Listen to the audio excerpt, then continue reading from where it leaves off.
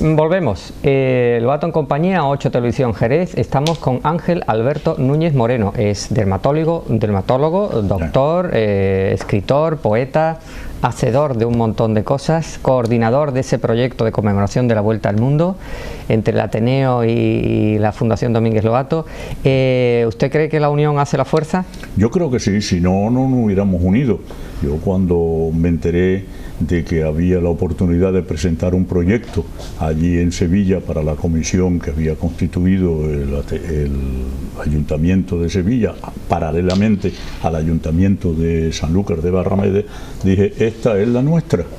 Ya sabes, la historia, me puse en contacto con vosotros aceptasteis de mil amores, se firmó el convenio y dio a luz este proyecto. Por lo pronto llevamos 4 conferencias que han tenido una gran aceptación mediática y de público. Una de ellas, ¿lo puedo decir? Sí, cómo no, caballero. La vamos a repetir a finales del mes de junio con el patrocinio del Ayuntamiento de Sanlúcar de Barrameda. Es una cosa muy importante porque es la primera vez que en el mundo, en España, en ningún lado, alguien se acuerda de las mujeres que quedaron.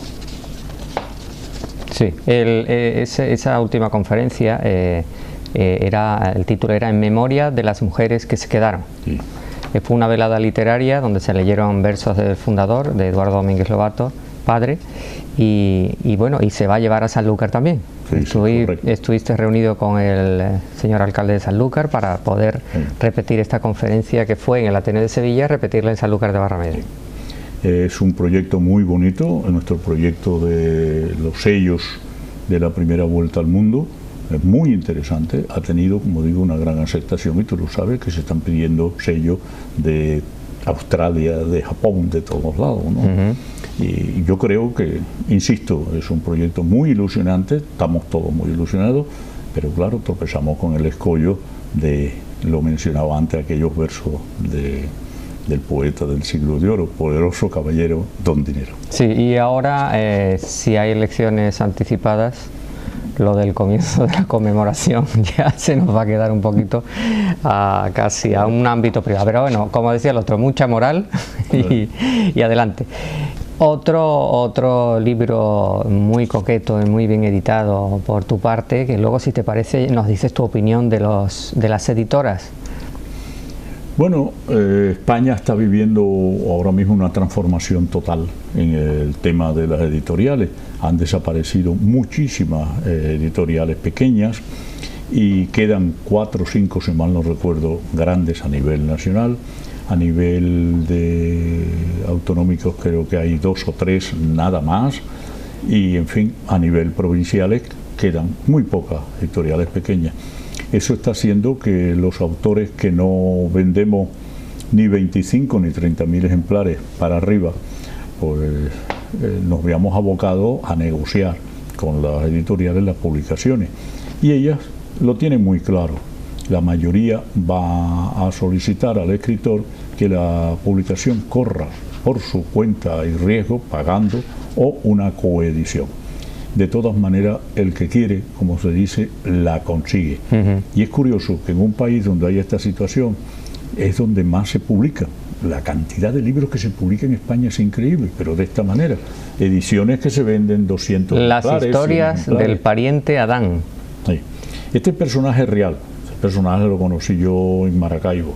Era un hombre bondadoso, un hombre muy honrado, y tenía una característica especial. Él tenía una finca en las orillas del lago de Maracaibo, en la parte sur, donde está el granero de cereales y de productos de cultivo y de ganado de Venezuela. Y cuando venía, cada 3 o 4 meses que la lluvia se lo permitían, se hospedaba en mi casa, y los chavales éramos locos para escuchar sus historias.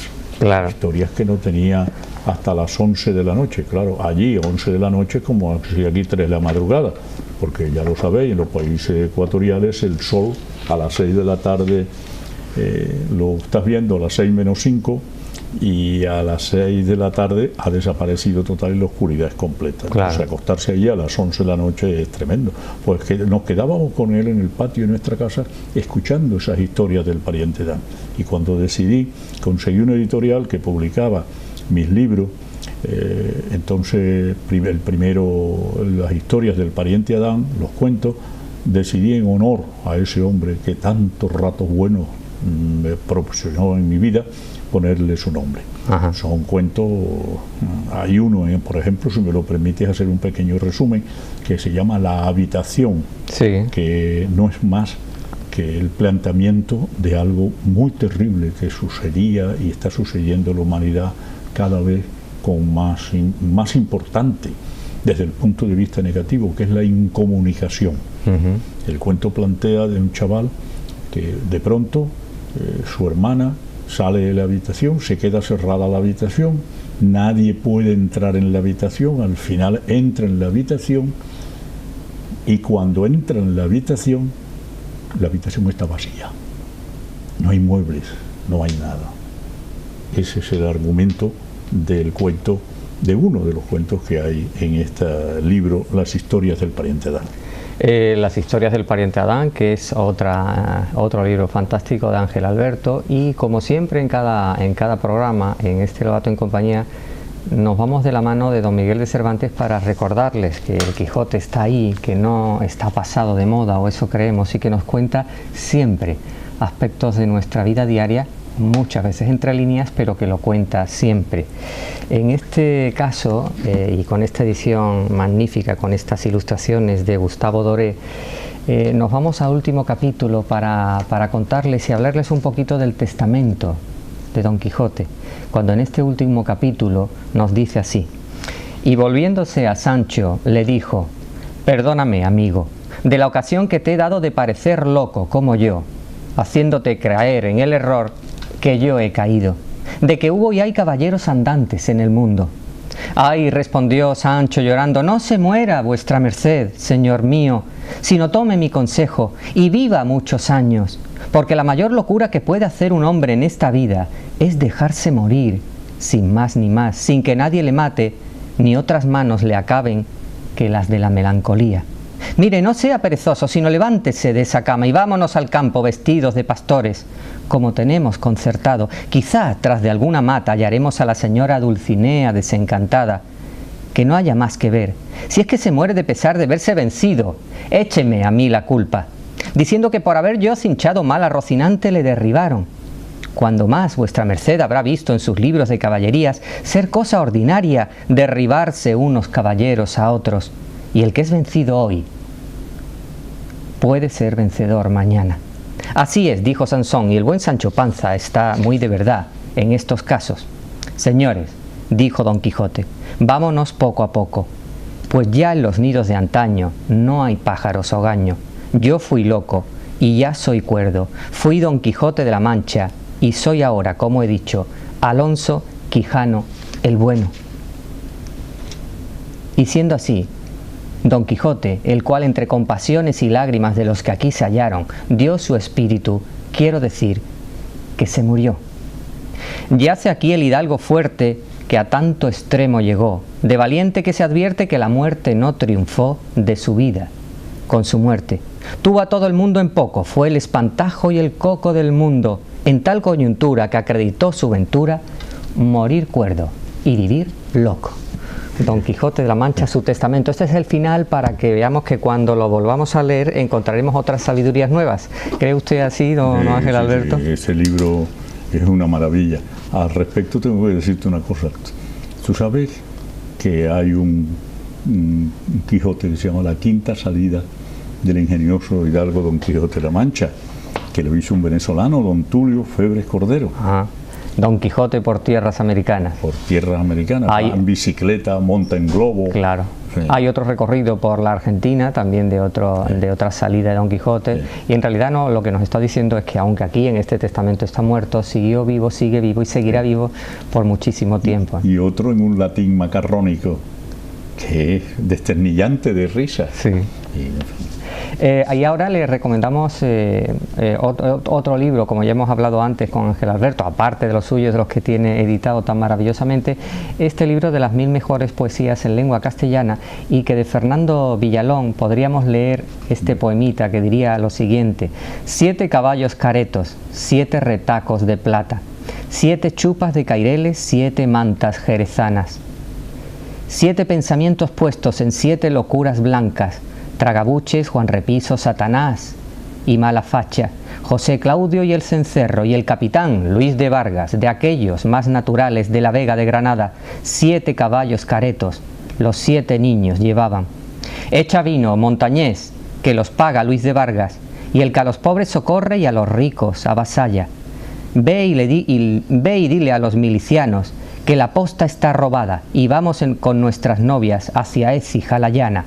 Echa vino, montañés, que lo paga Luis de Vargas. El Villalón, aquel, si mal no recuerdo, que quería tener los toros con los ojos azules, azul verdoso. Le gustaba mucho el encaste que quería, ¿no? Murió arruinado. Como no podía ser de otra manera, ¿no? Con esa idea. Un visionario, digamos, creía mucho en las videntes, en los brujos, en la brujería, en la presencia de los espíritus gobernando la vida del ser humano. Sí. Estudió mucho a Allan Kardec sobre el espiritismo. Era un hombre muy interesante. La verdad, a mí me hubiera gustado conocer y haber hablado con don Fernando Villalón. Desgraciadamente, pues no coincidimos, pero a lo mejor, si es verdad que existe otra vida, el más acá, allí, el más acá, a lo mejor nos conseguimos allí. En esta línea de conmemoración de la primera vuelta al mundo, Magallanes, Juan Sebastián Elcano, 1519-1522, Bahía de Sanlúcar de Barrameda, en este afán de divulgación hacemos el símil y les escribimos este diario de a bordo, y que hoy, con la presencia de nuestro amigo Ángel Alberto, podría decir así: diario de a bordo. Y prosiguiendo el viaje hacia 8 grados de latitud septentrional, en navegación hasta la línea equinoccial experimentamos varias rachas violentas de viento, unidas a corrientes contrarias y que no nos permiten a veces avanzar mucho. Las rachas contrarias, decimos, la de los proyectos presentados y aún en el cajón de las resoluciones pendientes, de lo azaroso de las interpretaciones sociales e institucionales de las cosas, de lo intangible de las conmemoraciones y celebraciones, la mayoría de las veces. Así nos ilustra hoy, desde la cofa de los buenos horizontes intelectuales, literarios y organizativos, el doctor don Ángel Alberto Núñez Moreno, cuando tanto y también pone por delante las buenas razones de un lado, la rigurosidad del estudio de otro, y el buen hacer también, por supuesto, siendo así que escora la nao de la sociedad sevillana, gaditana y sanluqueña en particular, escora la sociedad, decimos, hacia un futuro más cierto, siendo como es coordinador general de los sellos de la Vuelta al Mundo, proyecto en conjunto entre el Ateneo de Sevilla y la Fundación Domínguez Lobato, así que con la sabiduría, con su sabiduría, experiencia y valía, la de don Ángel Alberto y los demás capitanes, marinerías, pilotos y alféreces prestos y dispuestos a lo porvenir, avante a toda vela, soltemos amarras, que ha de haber todo un mar de horizontes por descubrir y que ustedes lo vean. ¿Será así, don Ángel? Claro, es que no es que sea así, es que debe ser así. Ahí tenemos que seguir adelante, don Eduardo. Depende mucho de lo que vaya en la bodega, ¿no? A ver, en la bodega es como soplen los vientos. Como soplen los vientos, pero en las bodegas, ¿tú crees que ese buen vino, ese vino viejo de Jerez que se llevaba, que iba en las bodegas de las naos de esta vuelta al mundo, ¿qué función tiene el vino muchas veces? Te lo digo como doctor, o sea, esa copita de vino... En aquella época no se sabía, hoy sabemos que uno de los componentes más importantes respecto a eso que planteamos, la necesidad del ser humano, es el, si mal no recuerdo, termina en trol, en reverestrol o algo así por el estilo, perdonadme, pero mi memoria ya falla en algunas cosas. Y esta sustancia se ha demostrado científicamente que es tonificante, que ayuda muchísimo a la circulación cerebral, circulación coronaria, que es un antioxidante, por lo tanto ayuda a mantener las funciones vitales más allá de la edad cronológica. Y por lo tanto, como lo repartían también, ojo, porque si mal no recuerdo, se llevaba un vino por marinero. Claro, los oficiales, como siempre debían tener más vino. Y se le repartía no al litro de una vez, sino, ¿te acuerdas el envase cómo se llamaban? Venga, dilo. ¿Cómo? los cuartillos. Ah, los cuartillos.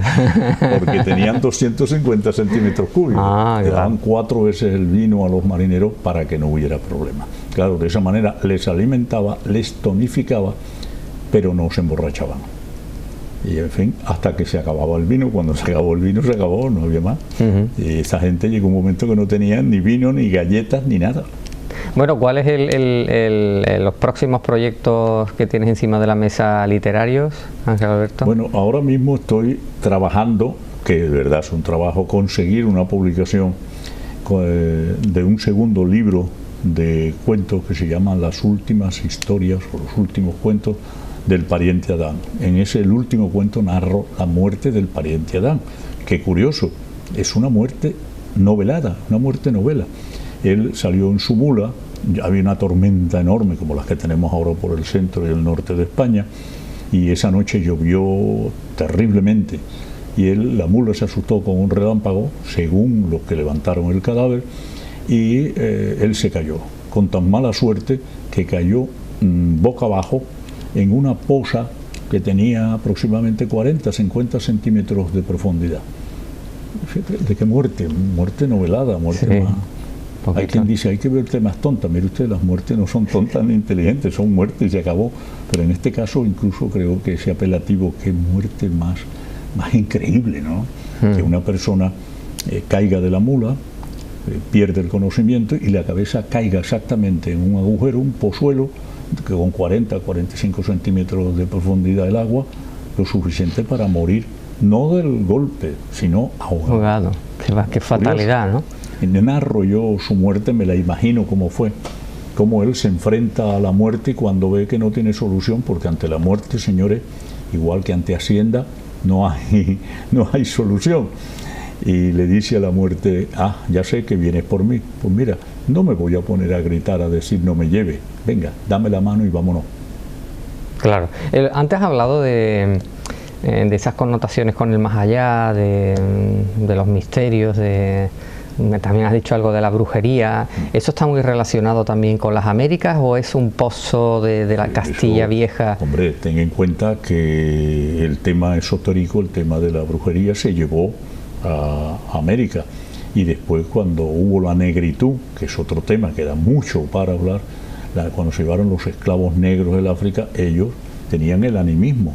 Todo eso se concentró bajo una palabra que hoy en día está cuestionada, que se llamó sincretismo, y es que los esclavos adoraban a sus dioses a través de los santos cristianos. Por ejemplo, la Virgen de Regla era Yemayá, ¿no? Y esto dio origen a que todavía en Venezuela, en esos países, exista el candomblé, exista muchas formas de expresión de ese sincretismo ya modernizado. Se crea mucho en que los malos espíritus son capaces de condicionar tu vida. Además, yo no tengo por qué ocultarlo, yo viví esa experiencia de chavalo. Mis tías eran unas católicas cerradas y tenían en su casa una habitación con todas las imágenes que podéis imaginar de los santos, habidos y por haber. Pero tenían una mesa en la cual invocaban a los espíritus. Qué paradoja, ¿no? Una católica ultranza rodeada de santos invocando los espíritus.